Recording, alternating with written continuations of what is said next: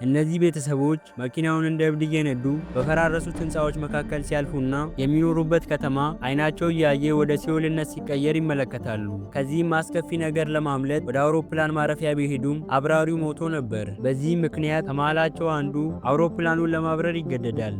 ዛሬ በ2009 የወጣውን 2012 የተሰኘውን ሳይንስ ፊክሽን ፊልም ማቀርብላችሁ ሲሆን ቪዲዮውን ከመጀመራችሁ በፊት ለቻናሉ አዲስ የሆናችሁ ቻናሉን ሰብስክራይብ፣ ቪዲዮውን ላይክ እያደረጋችሁ አብራችሁን ቆዩ።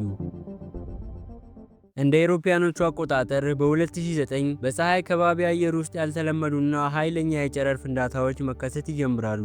ይህንንም የታዘበው ዶክተር ሄልምስሊ ወደ ህንድ በመጓዝ ከአስትሮፊዚክስ ባለሙያው ሳትናም ጋር ይመካከራል። ሁለቱም 11000 ጫማ ያህል ጥልቀት ያለውን ከመሬት በታች የሚገኝ አንድ የማዕድን ማውጫን ይጎበኛሉ።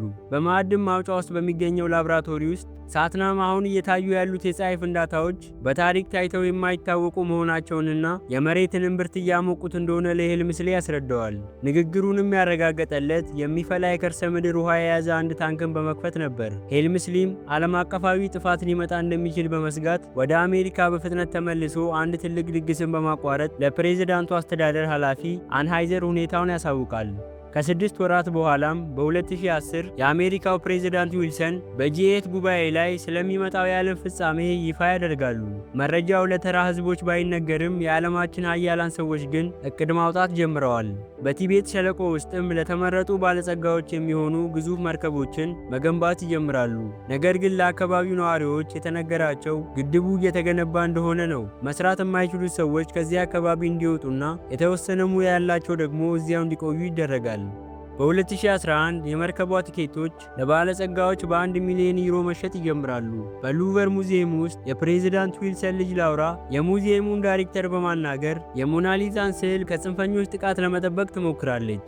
በ2012 አሁንም ቢሆን ተራው ህዝብ እውነቱን አላወቀም። ነገር ግን የዜና ማሰራጫዎች ስለ ማያን ካላንደር እና ብዙ ሰዎች የዓለም ፍጻሜ እየመጣ ነው ብለው በማመናቸው በቡድን ሆነው ራሳቸውን እያጠፉ ነበር። በካሊፎርኒያ ጎዳናዎች ላይ ስንጥቆች መታየት ቢጀምሩም ሰዎቹ በወደቡ አካባቢ በተከሰተ መጠነኛ የመሬት መንቀጥቀጥ የመጣ ነው በማለት ችላ ይሉታል። በሌላ በኩል በአንድ የሽርሽር መርከብ ውስጥ ያሉ ተጓዦች መርከቧ በውሃ ውስጥ በትንሹ ስለሰመጠች ተረብሸዋል።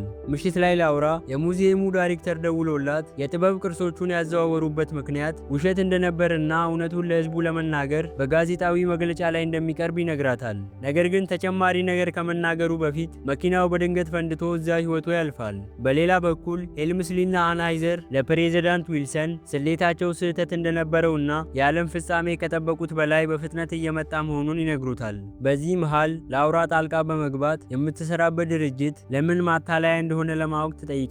ፕሬዝዳንት ዊልሰንም እውነቱን ከመናገር ውጪ ሌላ አማራጭ አልነበረውም። ይህ በእንዲህ እንዳለ ጃክሰን የተባለ ሰው ልጆቹን ይዞ ለመዝናናት ወደ የሎስቶን ይሄዳል። በቦታው ብዙ ሄሊኮፕተሮች ሲበሩ በማየታቸውና የሐይቁ አካባቢ በሽቦ አጥር በመታጠሩ ይገረማሉ። እናም የማስጠንቀቂያ መልእክቶቹን ችላ በማለት አጥሩን ዘለው ይገባሉ። ሐይቁ ጋር ሲደርሱ ግን ሐይቁ ደርቆና የሞቱ እንስሳት በዙሪያው ተበታትነው በማየታቸው ይደነግጣሉ።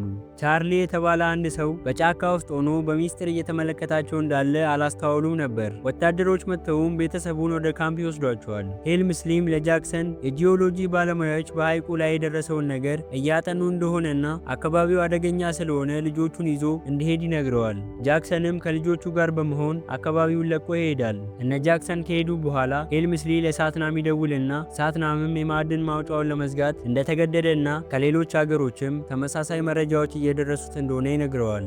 ጃክሰንና ልጆቹም ወደ ካምፑ ቦታ ይሄዳሉ።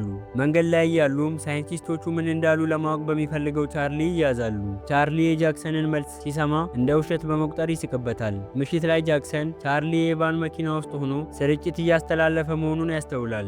በሬዲዮ ፕሮግራሙ ላይም ስለሚመጣው የዓለም ፍጻሜ ሲናገር ያዳምጠዋል። ጃክሰንም ተጨማሪ መረጃ ለማግኘት ወደ ቻርሊ ይሄዳል። ቻርሊም ስለ ማያን ትንቢት የሚገልጽ ተንቀሳቃሽ ምስል ያሳየዋል። እንዲህ ያለ ትልቅ ሚስጥር እንዴት ተደብቆ ሊቆይ ይችላል ብሎ ጃክሰን ሲጠራጠር ቻርሊ እውነቱን ለህዝቡ ለመናገር የሞከረ ማንኛውም ሰው እንደሚገደል በጋዜጣ ዘገባዎች ያስረዳዋል። ጃክሰንም አብሮት ይሰራ የነበረ አንድ ፕሮፌሰር ከ2 ወር በፊት መሞቱን ያስተውላል። ቻርሊም ይህ ፕሮፌሰር የመንግስት የጠፈር መርከቦች የሚገኙበትን ቦታ የሚያሳይ ካርታ እንደላከለት ይነግረዋል። ጃክሰን ግን ነገሩን የማይመስል ሆኖ ስላገኘው ወደ ድንኳኑ ይመለሳል። በማግስቱ ጠዋት በካሊፎርኒያ ያለው የመሬት መንቀጥቀጥ እየባሰ ይሄዳል። በመሬቱ ላይም የተፈጠረው አንድ ትልቅ የመሬት ስንጥቅ አንድ ሱፐርማርኬትን ለሁለት ይሰነጥቀዋል። እንደ ዕድል ሆኖም ማንም ሰው አልተጎዳም ነበር። ነገር ግን የጃክሰን የቀድሞ ሚስት የሆነችው ኬት ደውላ ልጆቹን በአስቸኳይ ወደ ቤት እንዲመልስ ትነግረዋለች። በሌላ በኩል አንሃይዘር ለዊልሰን ያለቁት መርከቦች 4 ብቻ መሆናቸውንና ይህም በቂ ሰዎችን ለማዳን እንደሚያስችላቸው ይነግረዋል። ከሁሉም የሀገራት መሪዎች ጋር በተደረገ ስብሰባ ሄልምስሊ የቀራቸው 2 ወይም 3 ቀናት ብቻ መሆኑን የሚገልጽ ሪፖርት ያቀርባል። በዚህ ምክንያት ፕሬዝዳንት ዊልሰን ሰዎችን የማስወጣት እቅድ መጀመሩን ያውጃል። ጃክሰን ልጆቹን ኬት ጋር ካደረሰ በኋላ ካርፓቭ ከተባለ የሩሲያ ባለሀብት አለቃው ስልክ ይደወልለታል። ካርፓቭ በሚስጥር ለመውጣት እየተዘጋጀ ስለነበር ጃክሰንን መንታ ልጆቹን ወደ አውሮፕላን ማረፊያ እንዲያመጣለት ያዘዋል። ከልጆቹ አንዱም ለጃክሰን አንተ በቅርቡ ትሞታለህ፣ እኔ ግን በትልቅ መርከብ ውስጥ አመልጣለሁ ይለዋል። ሌላ መጠነኛ የመሬት መንቀጥቀጥ በአካባቢው ከመከሰቱ በፊት ጃክሰን ቻርሊ ያለው ነገር እውነት ሊሆን እንደሚችል በማሰብ አውሮፕላን ተከራይቶ ቤተሰቡን ወደዛ ለመውሰድ ይጣደፋል። በዚያኑ ጊዜ ይበልጥ ኃይለኛ የሆነ የመሬት መንቀጥቀጥ ካሊፎርኒያን ይመታታል። በዚህ ጊዜም ቤቶች መፈራረስ ይጀምራሉ። ጃክሰንም ልጆቹን ኬትንና አዲሱ ፍቅረኛዋን ጎርደንን ለመውሰድ በሰዓቱ ይደርሳል። ቤቶቹ በዙሪያቸው መፍረስ ሲጀምሩ መንገዶቹም መሰነጣጠቅ ይጀምራሉ። ጃክሰንም ወደ ጥልቁ ገደል ላለመግባት እንደ እብድ መንዳት ይጀምራል። ነገር ግን ሌሎች ሰዎችም ለማምለጥ ሲሞክሩ መንገዶቹ ይጨናነቃሉ። ይህም ጃክሰንን በጓሮዎችና በዛፎች መካከል እንዲነዳ ያስገድደዋል። በመጨረሻም መኪናው ከአንድ የመሬት ከፍታ ላይ ተወርውሮ ያመልጣል። በከተማው መሃል የሚገኙ ድልድዮችና ሰማይ ጠቀስ ፎቆች እየፈራረሱ በሺዎች የሚቆጠሩ ሰዎችን ይገላሉ። ከረጅም ድካም በኋላም እነ ጃክሰን ወደ አውሮፕላን ማረፊያው ቢደርሱም አብራሪው ሞቶ ነበር። ጎርደን ጥቂት የበረራ ትምህርቶችን ቢወስድም ልምድ አልነበረውም። ነገር ግን የተቻለውን በማድረግ አውሮፕላን ማረፊያው ከመውደሙ ከሰከንዶች በፊት ቤተሰቡን ይዞ ይበራል። ብዙም ሳይቆይ አብዛኛው የሎስ አንጀለስ ክፍል ሰምጦ ይጠፋል። ባህሩም በባህሩ ዳርቻ ያሉትን ከተሞች መሸፈን ይጀምራል። ከጥቂት ቆይታ በኋላ ቤተሰቡ ቻርሊን እና ካርታውን ፍለጋ የሎስቶን ላይ ያርፋሉ። ነገር ግን ቻርሊ በአንድ ተራራ ጫፍ ላይ ሆኖ የዓለምን ፍጻሜ እየተጠባበቀ ስለነበር በቫን መኪና ውስጥ አልነበረም። ጃክሰንም ቻርሊን ለመፈለግ የቫን መኪናውን እስከ ተራራው ጫፍ ድረስ ይነደዋል። እዛም በሺዎች የሚቆጠሩ ወፎች ሲበሩና ኮረብታዎቹን መስመጥ ሲጀምሩ ይመለከታል። ጃክሰንም በቫኑ ተመልሶ ሲሄድ፣ ቻርሊ ግን የእሳተ ገሞራው ፍንዳታ አካባቢውን እስኪያጠፋው ድረስ ዘገባውን ማስተላለፉን ይቀጥላል። የእሳተ ገሞራ ድንጋዮችም እንደ ዝናብ መዝነብ ይጀምራሉ። ቻርሊም እዛው ይሞታል። የቫን መኪናውም በድንጋዮቹ ይመታል። እንደ ዕድል ሆኖም ጃክሰን በፍጥነት በመንዳት ከመሬቱ ስንጥቅ ላይ ዘሎ በማለፍ በሰዓቱ ወደ አውሮፕላኑ ጋር ይደርሳል። ነገር ግን ጉዟቸውን ለመቀጠል በቫን ውስጥ ያለውን ካርታ መፈለግ ነበረበት። ይህንንም ለማድረግ ብዙ ጊዜ ስለፈጀበት መሬቱ መሰንጠቁን ቀጥሎ ቫኑ ወደ ገደል ውስጥ ይገባል። ጎርደንም ጃክሰን የሞተ መስሎት አውሮፕላኑን ለማስነሳት ይዘጋጃል። ነገር ግን ጃክሰን በመጨረሻው ሰከንድ ከቫኑ ውስጥ ወጥቶ የኬትን እጅ ይይዛል። ልክ እሱ እንደገባም አውሮፕላኑ ተነስቶ የእሳተ ገሞራ ፍንዳታ ሳይደርስባቸው ከአካባቢው ለቀው ይሄዳሉ። ጃክሰንም ካርታውን ሲመለከት ወደ ቻይና መሄድ እንዳለባቸው ይረዳል። ወደዛ ለመሄድም የተሻለ አውሮፕላን ያስፈልጋቸዋል። ምሽት ላይ አንሃይዘር እና ሄልምስሊ በዓለም ዙሪያ እየተደረጉ ያሉ ተከታታይ የተፈጥሮ አደጋዎችን እየተመለከቱ ይገኛሉ። የታወቁ ታሪካዊ ቦታዎችም እየፈረሱ ይገኛሉ። በሚሊዮን የሚቆጠሩ ሰዎችም እየሞቱ ነው። አሁን ላይ ሁሉም ሰው ተስፋ ቆርጧል። ሄልምስሊ አሁን እውነቱ ለህዝብ የሚነገርበት ጊዜ ነው ብሎ ቢያስብም አንሃይዘር ግን የተመረጡት ሰዎች መርከቧ ላይ እስኪሳፈሩ ድረስ እንዳይናገር ይከለክለዋል። በመቀጠልም ለፕሬዝዳንት ዊልሰን እንዲወጣ ይነግሩታል። እሱ ግን ከህዝቡ ጋር ለመሞት በመወሰን እዚያው ይቀራል።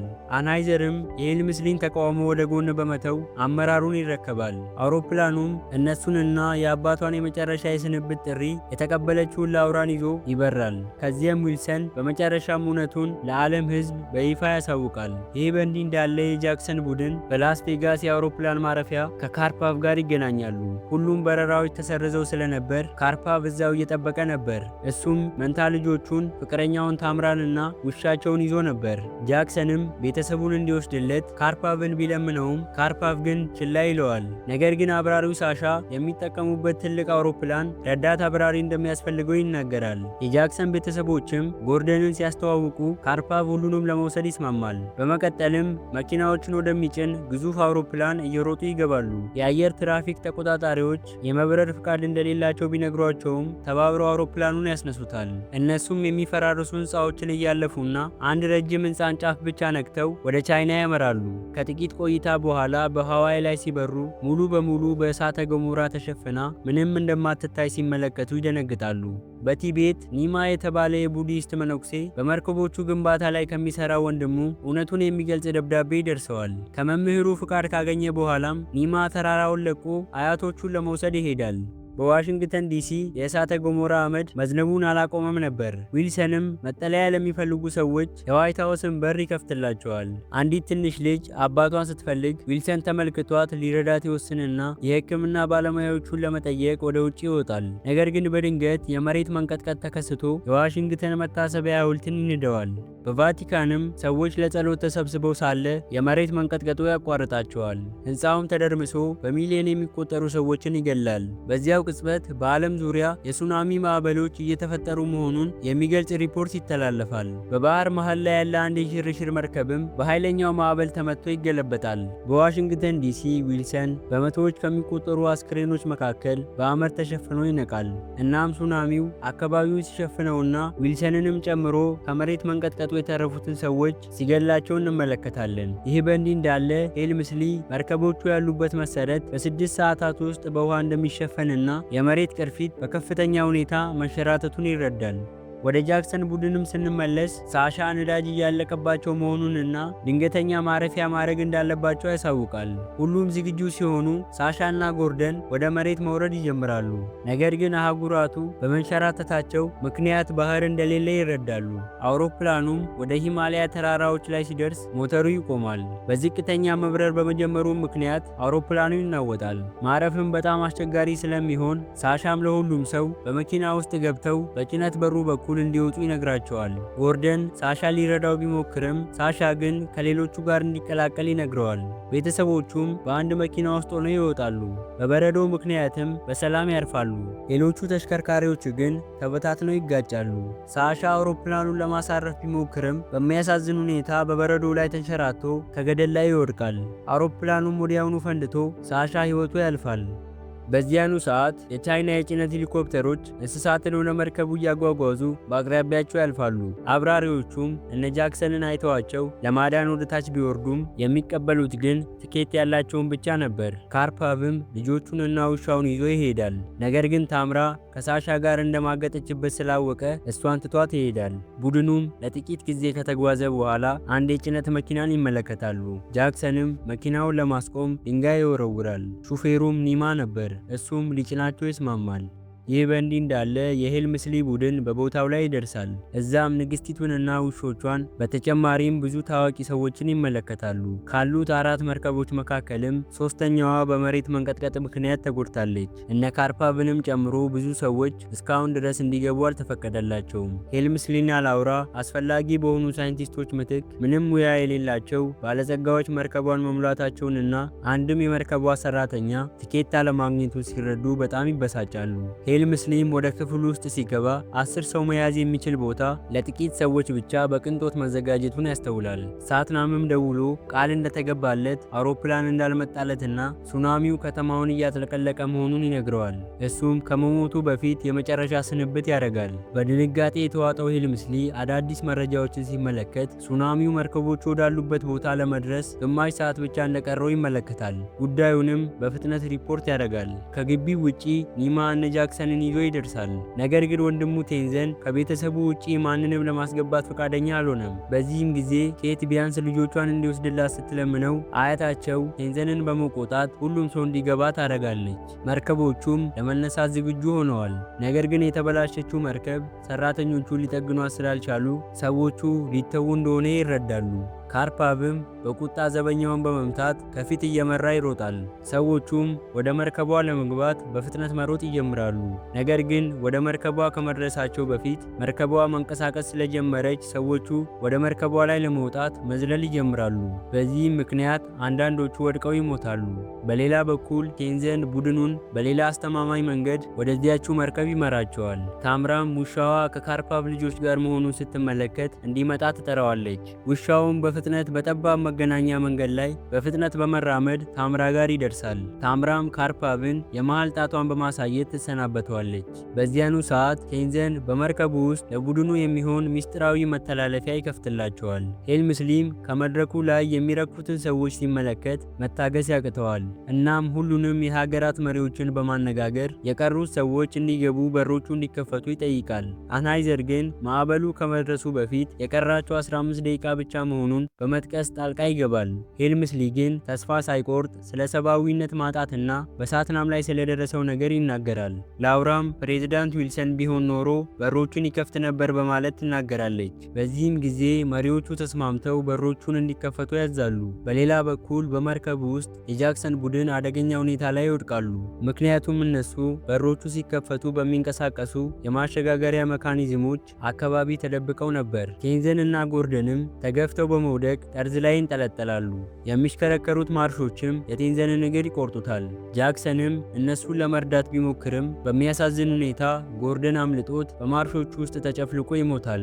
ጃክሰንም ሊወድቅ ቢቃረብም ለመያዣነት የተጠቀሙበት ገመድ በሜካኒዝሙ ውስጥ ተቀርቅሮ ያቆመዋል። በዚህም ምክንያት በሩ ሙሉ በሙሉ ባይከፈትም ነገር ግን ህዝቡ ወደ ውስጥ ለመግባት በቂ ክፍተት አግኝቷል። ማዕበሉም ሊደርስባቸው 4 ደቂቃ ብቻ ሲቀረው የኒማ መምህር ከመሞታቸው በፊት የቤተ መቅደሱን ደውል በሚደውሉበት ተራራ ላይ ማዕበሉ ይደርሳል። ወደ መርከቡም ስንመለስ በሮቹ መዘጋት ጀምረዋል። ካርፓቭ ግን አሁንም ውጪ ላይ ነበር። ነገር ግን በመጨረሻው ሰዓት ልጆቹን ወደ መርከቡ ላይ ማውጣት ችሏል። እሱ ግን መውጣት ሳይችል ቀርቶ ከመርከቡ ላይ ይወድቃል። ቀደም ሲልም በተቀረቀረው ገመድ ምክንያት በሩ ሙሉ በሙሉ ባለመዘጋቱ መርከቧ መንቀሳቀስ አልቻለችም። የቴክኒክ ባለሙያዎችም ካሜራዎችን ሲፈትሹ እነ ጃክሰንን ይመለከቷቸዋል። ሄልምስሊም ችግሩን ለመፍታት ሲጣደፍ ሱናሚው በመጨረሻም መርከቦቹን ይመታቸዋል። ክፍት በነበረው በር በኩልም ወደ እነ ሄልምስሊ መርከብ ውሃ መግባት ይጀምራል። ሰዎቹም በድንጋጤ ሲታወቁ የደህንነት ስርዓቱ ክፍሎቹን አንድ በአንድ መዝጋት ይጀምራል። የጃክሰን ቡድን ያለበት ክፍልም በፍጥነት ተዘግቶ ስለነበር ይለያያሉ። ክፍሉም በውሃ መሞላት ይጀምራል። ሁኔታውን ይበልጥ የከፋ ያደረገው ደግሞ ማዕበሉ አንድን አውሮፕላን በመርከቡ ላይ አጋጭቶ መርከቧ መደገፊያዎቿን አጥታ ከሌሎች መርከቦች ጋር እንድትጋጭ ማድረጉ ነበር። ከቦታውም ለመራቅ ሞተሩን ማስነሳት ቢኖርባቸውም በሩ ግን ክፍት ስለነበር ይህንን ማድረግ አልቻሉም። ሱናሚውም መርከቧን ከቁጥጥር ውጪ በማድረግ ወደ ኤቨረስት ተራራ እየገፋ ስለሆነ በቅርቡ የመጋጨት አደጋ ተጋርጦባቸዋል። ሄልምስሊም ወደ ክፍሉ ደርሶ የጃክሰንን ልጅ ከውሻው ጋር ያገኛታል።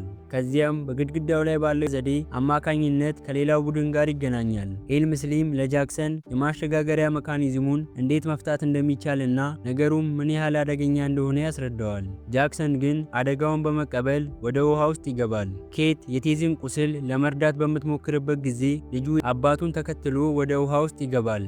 ይህም በጣም ጠቃሚ ሆኖ ይገኛል። ጃክሰን በሁለቱም እጆቹ እንዲሰራ ልጁ የእጅ ባትሪውን ይይዝለታል። ከብዙ ትግልም በኋላ የመርከቡ የትኛውም ክፍል ከአለት ጋር ከመጋጨቱ በፊት ገመዱን ነቅሎ ያወጣዋል። በመጨረሻም በሩ ይዘጋል። የቴክኒክ ባለሙያዎቹም ሞተሩን ያስነሱታል። ሆኖም መርከቧ በከፍተኛ ፍጥነት ትጓዝ ስለነበርና ለመታጠፍ ስለተቸገረች መርከቧ ከተራራው ጋር መጋጨት ትጀምራለች። በዚህ ምክንያት ግዙፍ ድንጋዮች በላዩ ላይ ይወድቃሉ። በዚህም መስኮቶቹ ይሰነጠቃሉ።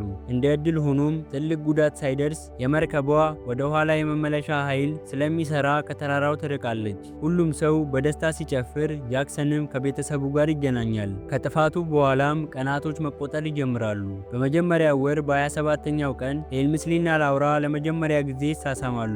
በዚያኑ ሰዓትም ሰማዩ ጥራቱን እየጠበቀ መሆኑ ስለታወጀ ሰዎች ፀሐይን ዳግመኛ ለማየት ወደ ውጭ ይወጣሉ።